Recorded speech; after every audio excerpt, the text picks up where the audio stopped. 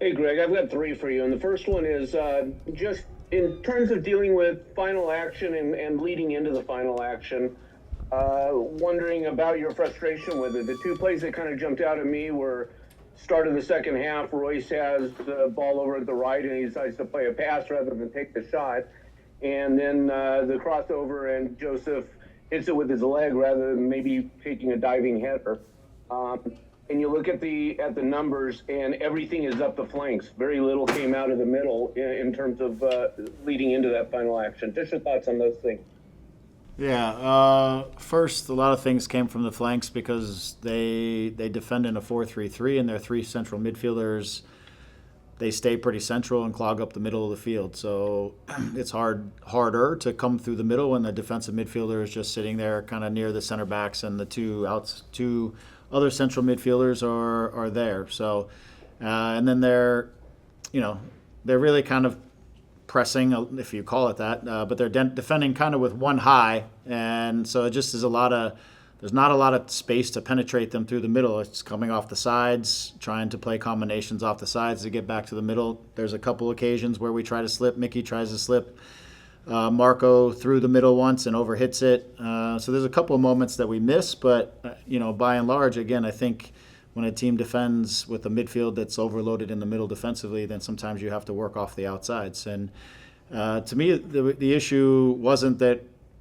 we had to go to the outsides. We got to great spots. It's the connection of the final action. It's you get to the end line. We've got to fight hard to get to good spots in the box to whether that's to be physical, to bump, and to just win little windows of space to be able to redirect things on goal, beat them to spots at the near post, and things that we've got to work really hard and sometimes even more physical and other ways to try to give our crossers, who also need to connect with our finishers, good opportunities to set each other up. So we couldn't have been in more good spots probably through the course of 90 minutes. We could have, but we were there a lot. And we didn't connect many times on the final action. So, I think it's sometimes that's what's presenting itself to us. We're a team that doesn't mind going through the middle, but I felt like that was the opportunity that existed for us, and we got to some really good attacking positions. We. What was the first two? Sorry. Just in dealing with the decision making in those final actions. Yeah, I mean, again, we spend a lot of time and energy on working for the last, and we've been talking a lot about working for the last 10 yards to get deeper, to to not settle for shots outside the box, and we certainly got deeper today, and we forced them to have to defend really low, and it just comes down to, again, syncing up the action in front of the goal along with the crosser and being a little more precise and being a little better with our timing. But that's where those areas that we're getting to is where the vast majority of goals come from in the game, and so in the game of soccer, period. So we were in good spots. We weren't connecting the final action. So that's just, we've got to be better. We've got to be better in that regard again. And giving up a goal relatively early means that the opposition once again is incentivized to really sit in a lower block and really protect themselves, and they don't ever have to extend themselves. So again, we're trying to create chances against a team that doesn't have an incentive to really open themselves up too much, and we're still creating the moments, just not finishing them. So that's a disappointing part. We found another way to get something into the back of our goal. I don't blame Maya. It's just a bang bang type of thing. We lose the ball on the left side in in an action that's building, where we just kind of, I think, check out of the action for a second and play a pass, and they nick it, and then it's in a transition, gets across, and bad things come off of the situation. But outside of that, I mean, we lost a game where we gave up 0 shots. We had 10 plus. We needed to make the goalkeeper make more saves. We needed to put more things on goal, and we needed to obviously get goals out of all the opportunities we've had. But outside of that, in the second half, we had a lot of control of the game in the attacking half of the field. We, again, it's a broken record, and I hate to say it because it's not good enough for results, but we controlled the entire game, and we don't we find a way to give up a goal, and we don't do enough to put things in the back of the net. Yeah, and one of the better spots you had was early in that second half. I'm wondering the thought process in switching Painsil and Peck from the sides. It seemed to open some things up for you, but then to lose both of them to injury, on top of everything else. And is there any assessment yet as to the severities yet? First, we switched the sides again because as a lot of the actions were, as you said, coming around the outsides, and our wingers were getting deep and getting into good spots. But there's a number of times where they're getting into good spots and they're on their weaker foot, and which, sometimes connecting that last pass may come down to that, just a little more detail when you're on your stronger foot. So we flip-flop to give them a little bit more confidence to get around the outside, to get in line, maybe even to get a shot from a little bit of a tougher angle, but a shot that we could just rip something across the goal and see if we could even get a deflection or get anything. So it was just a different look for our guys. I felt like it opened up some really interesting opportunities. Also, just to whip some balls early behind the back line and see if we couldn't get on something before they were in and that's kind of the chance that Joe had, where ball gets whipped in with Gabe's left foot in behind the line, and before they're able to drop in and just protect the goal. So we were just trying to open up some different looks by getting those guys on their strong sides, if you will, and we did. We just didn't score. They obviously both came out of the game. Don't have any real indication on the severity of things. We'll have to see over the next couple of days. Hopefully nothing too bad, but we'll see over the next couple of days. I don't have a great answer for you right now. Okay. And lastly, just the accumulation of all of this. It's kind of ridiculous. The what the fuckery of what's going on right now. Just absorbing that. How are you getting along with that? And do you see any parallels? I mean, it's a different situation, but any parallels to kind of the way things went in 2023? Yeah, I like the phrase of it because that's what it feels like sometimes. There's parallels to a few points in my career, 2023 being one of them. Others where you get I don't want to say a perfect storm, but you get a series of events that when put together, they become challenging. And the guys, we've got to find solutions inside of that. On the field, we've got to find solutions in every way. So you just got to, every year, that's why I say every year is a journey. Every year is different. It presents new challenges every single year.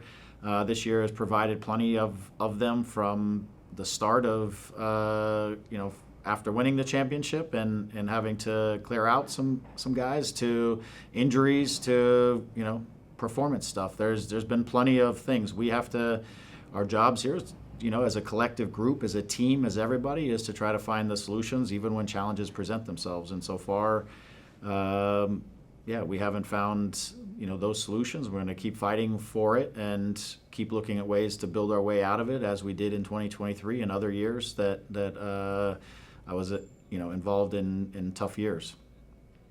Thank you, Greg. Go ahead, Josh. Thanks, Greg. Appreciate the time. Scott asked the best question there. But when you look at Marco Royce and what he was able to do in this, I know you guys have been trying to get him more active and staying on the field longer. I think you got that out of him today. How important do you see him sort of fitting into this game, and how many chances you guys sort of created through him?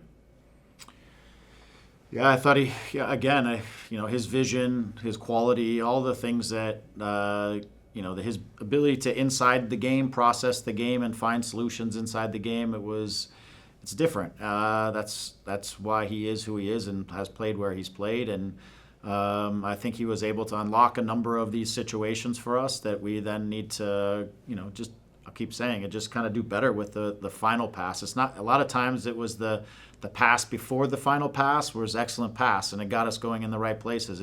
Sometimes it came down to the final pass and the connection to the runner. But again, I think Marco's cleverness, his awareness of the field, his capacity to hit different types of passes, it certainly unlocked things through the course of the game. So it's nice to obviously have that and have him in a physical condition to be able to use him for longer stretches of the game where he can impact the game. And now, as a collective group, we've got to do more with the opportunities that he's presenting us with and others are presenting us with. So it's a good piece to have him finally out there. Now we've got to translate that into what he's out there to do is help us score goals. And then my last question, I think maybe you touched on it a little bit with Scott, but just the mental part of walking into the locker room after a game like that. Again, you pointed out you guys didn't allow a shot. Sorry, I was going to say shot on goal, a shot. Yeah. And just, sort of the absurdity of just the whole situation. How do you talk to the guys after this game? Yeah, we've said a lot of things after each game, but for me today was,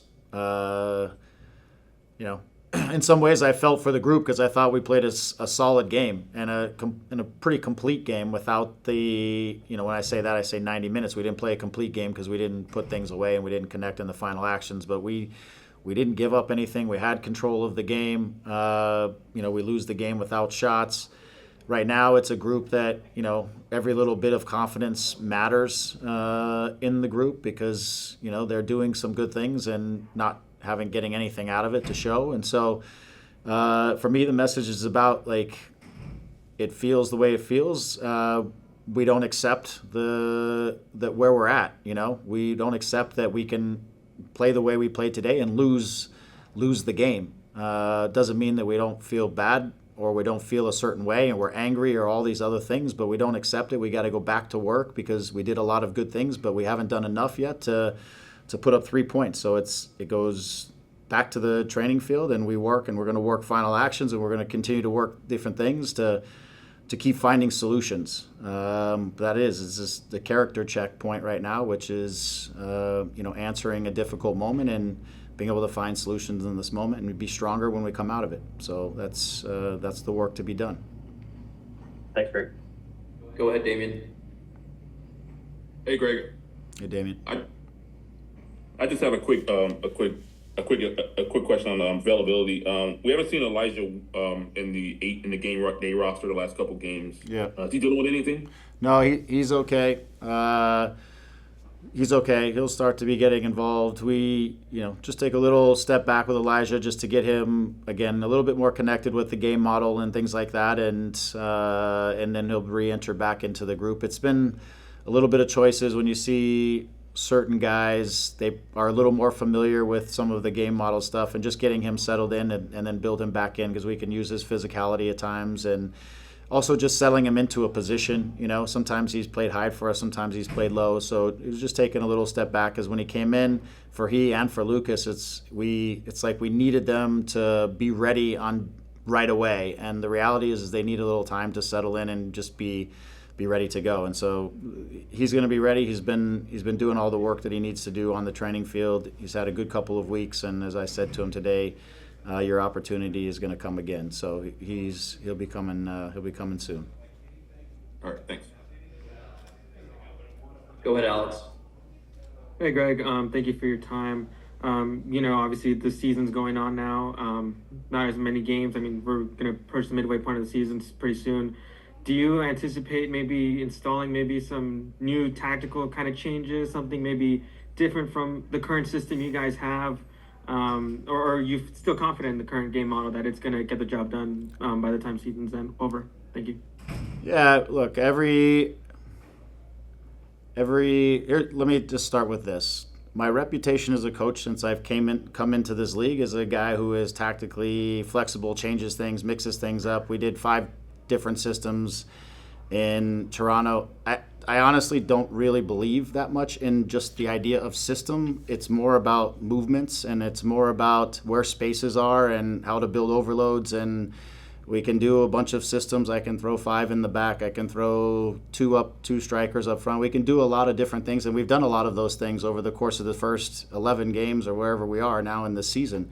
In different phases, you've seen 2 strikers. In different phases, you've seen a back 5. In different phases, you've seen 3 midfielders, sometimes 4 midfielders. There's been a lot of different variations that have happened, and we've rotated players into different areas. So I think a lot of tactical flexibility is inside of the game, and anybody who follows the game and sees the movements of the players, they probably would recognize a little bit of tactical flexibility, and that just because on paper it says 4-3-3 or it says 4-2-3-1 doesn't mean that that's where it lasts the whole game. So for me, that part of it is a little bit whatever, it's things for people to talk about it, but it has really not a whole lot to do with the grand scheme of the game.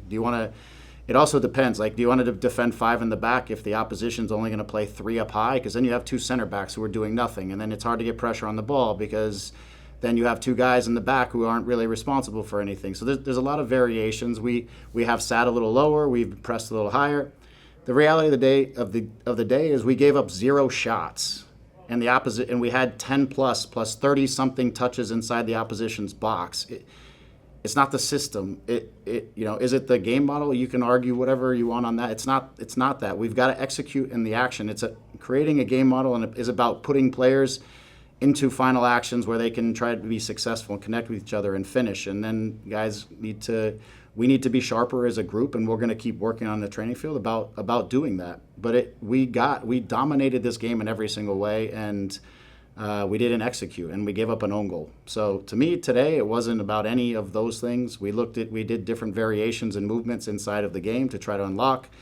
We switched our wingers. For those who think that's a tactical shift, we went left winger, left-footed, right winger, right-footed. There's a tactical shift. They go through the game all over the place. So for me, these are just things for people to kind of talk about. But ultimately, every single day in our staff locker room, we talk about the players we have and the best way to set them up to be successful in every single game, and we try to do that. And like I've said, I haven't seen many games. I haven't seen a team that's played us off the field in any way, shape, or form. I've seen us make mistakes and have a hard time finishing things, and those are things we got to keep improving upon.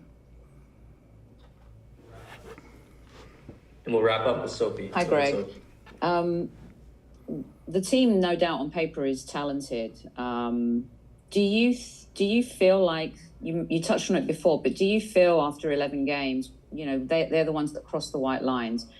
Are you seeing enough character from them? Because in these circumstances, you kind of need a lot of deep character to get out of a Grand Canyon-sized hole like this. Do you feel like you have that? I'm not here to talk to the world about the character of our group. I think our group has gone out there and competed in every single game. I think our group has put in a shift and an effort. We've played more road games than home games, if I'm correct. We've played through some tough times. The group we have not been able to execute, and we've given up very soft goals. There's times when I want the guys to be more positive and to push each other and to be more emotional in terms of their leadership and guidance, and they're driving each other in a tough time because, like today, the emotion of today is based off of an own goal in some ways, right? And us not obviously finishing some chances, but it's not based off of the fact that we actually played a pretty damn good game for most of it. So our emotions sometimes aren't matching up with our performances. They're matching up with the results, which is professional sports. I get it. So I want our group to be more demanding with each other, in a positive way, and to push each other and to drive each other and to expect a little more from each other is the same way I do with them, and us to be challenging each other in that way. And not to go too deep into our heads and create our own constraints and our own challenges. So that's the character piece that I want to keep challenging this team with, because it will change. Like I said, we have not been outplayed in many of these games, and you can't pick many games that we've been outplayed, and we need to turn that into results, period. And yes, resiliency is going to be important, and we're on the road for these 3 games, but I want to see our guys push each other and challenge each other and be positive with each other and build confidence and do the best we can inside of the fact that we're not getting results, but we're doing some decent things. Thank you, Greg. Thank you. Greg, one last question. Greg, Rob, go ahead. Thanks so much, Greg, for your time. You already spoke about, the final action, but in terms of chance creation, there was a lot to go around, especially in the first half. Do you think this was the best performance that you guys have had in terms of chance creation this year? Thank you. Yeah, thanks. I actually think this game, and I thought the last game, we were into some really good spots and failed to connect the final action sometimes. And when I say good spots, it means that we're not settling from shots from 18 to 25 yards out. We're not settling for things. I feel like our guys were working to use every last yard of the field to drive the opposition deep, to make them protect the face of the goal. The majority of goals are scored inside the box, and I felt like during large stretches of the season we weren't driving and committing ourselves to get behind the back line and into deep areas. And I feel like the last two games, and really today, I thought we did a great job of that. And now when you get into those spots, it's the connection between the crosser and the finisher. It's creating spaces inside the box that we can use in little windows to finish. It's about, again, good decisions. It's all of those things. And we had lots of opportunity today, and we didn't execute on that. But yes, in terms of chance creation, being in good areas, getting ourselves into dangerous positions, I thought this was certainly one of our best, if not our best games. Thank you for your time, Greg.